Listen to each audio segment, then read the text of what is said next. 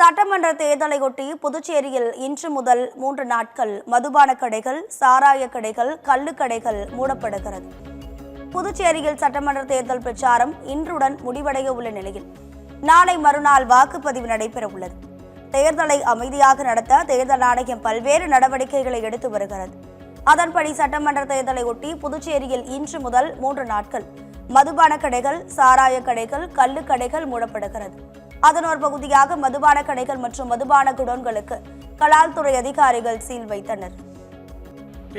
தேர்தல் 3 நாட்களுக்கு அனைத்து பார், ரெஸ்டோ பார், எஃப்எல்என் குடோன் அனைத்தும் மூடப்படும் என்பதனால இன்றைக்கி 5 மணியோட குடோன்ஸ் அனைத்தையும் சீல் பண்ணிட்டோம். மேலும் இப்போ கடைகள், பார்ஸ் எல்லாமே 10 மணியோடு அவங்களோட டைம் முடிகிறதுனால அவற்றையும் இன்று நள்ளிரவுக்குள் அனைத்து பார்களையும் சீல் வைக்கப்படும். 453 பார் இருக்குது புதுச்சேரியில், அனைத்துமே போடப்படும் இன்று இரவோடு.